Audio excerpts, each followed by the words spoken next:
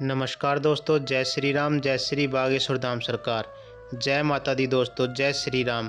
तो दोस्तों आपको तो पता ही होगा कि चैत्र नवरात्रों की शुरुआत हो चुकी है। साथ ही आपको बता दें कि नवरात्रों को हिंदू धर्म में सबसे पवित्र दिन माना जाता है और इन दिनों में माता दुर्गा को सभी लोग अपने घर पर बुलाते हैं और साथ ही उनका पूजन भी करते हैं। कलश पूजन करते हैं, कलश स्थापना करते हैं और भी बहुत सारे कार्य और उपाय करते हैं जिससे माता दुर्गा की शक्ति प्राप्त होती है और माता दुर्गा की कृपा आपके परिवार पर बनी रहती है।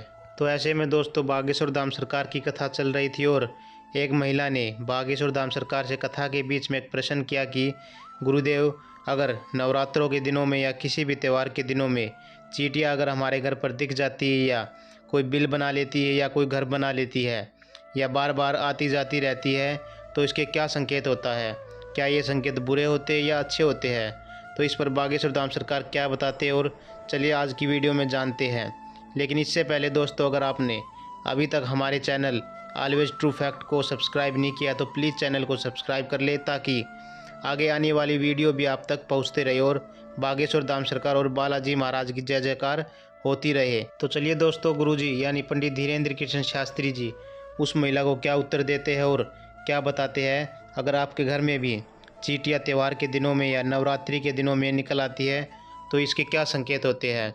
तो सबसे पहले बागेश्वर धाम सरकार बताते हैं कि अगर आपके घर में इन दिनों में नवरात्रों के दिनों में या किसी त्यौहार के दिनों में कोई पशु पक्षी जीव जंतु या कोई भी आपके घर आता है तो यह शुभ ही होता है। लेकिन बहुत से लक्षण ऐसे भी होते हैं जो उनको अशुभ घोषित करते हैं। तो चलिए अब बात करते हैं चींटियों की। चींटियाँ अगर आपके घर के मंदिर में या पूजा करने वाले स्थान पर जहाँ पर कलश यात्रा स्थापित की होती है, जहाँ पर माता दुर्गा की चौकी लगाई होती है, अगर वहाँ पर दिखती है या वहाँ पर लाइन बनाकर चलती है तो दोस्तों आपको बता दें कि यह बहुत ही शुभ होता है। वह आपके घर में बरकत लेकर आई है और माता दुर्गा की असीम कृपा आपके ऊपर आने वाली है। और आपको ध्यान रखना कि अगर माता दुर्गा के लिए आपने कोई भी भोग लगाया या भोग चढ़ाया है, अगर उस भोग को चींटियाँ खाकर वापस जा रही होती है तो यह भी आपके लिए बहुत ही शुभ संकेत होता है, क्योंकि आपको मान लेना चाहिए कि माता दुर्गा ने चींटियों का रूप बनाकर आपके घर में प्रवेश किया है और अपना भोग स्वीकार किया है। लेकिन दोस्तों इनके कुछ लक्षण भी होते हैं जो हम आपको आगे बताने वाले हैं। वहीं चींटियाँ दोस्तों अगर आपके बाथरूम में या आपके लिविंग रूम में जहाँ पर आप सोते हैं वहाँ पर निकलती है तो यह बहुत ही अशुभ होता है, क्योंकि लिविंग रूम में चींटियों का निकलना या बाथरूम में चींटियों का निकलना बहुत ही अशुभ माना जाता है। क्योंकि दोस्तों लिविंग रूम में आपका रहन सहन होता है, आपके बच्चे घूमते हैं, तो ऐसे में अगर बच्चों को चींटियाँ काट लेती है तो उन्हें दर्द होता है और अनेक प्रकार की बीमारी भी हो सकती है।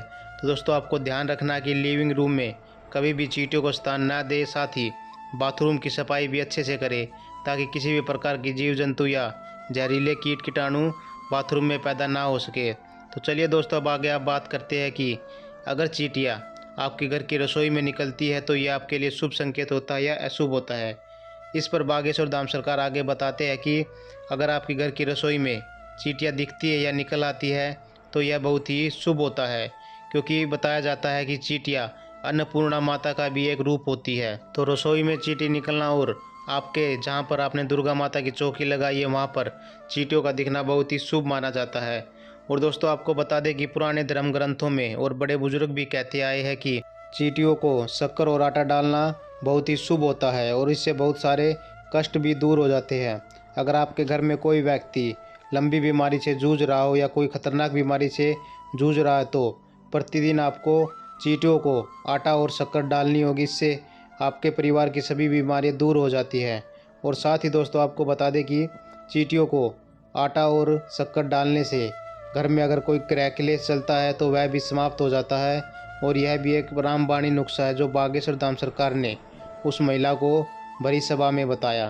तो दोस्तों आपको भी यह ध्यान रखना है कि नवरात्रों के दिनों में या त्यौहार के दिनों में या किसी भी दिनों में अगर आपके घर के दरवाजे पर कोई भी जीव जंतु पशु पक्षी या कोई भी आता है तो उसको कभी भी खाली हाथ नहीं जाने देना, क्योंकि दोस्तों पता नहीं होता कि पता नहीं किस रूप में नारायण आके मिल जाए।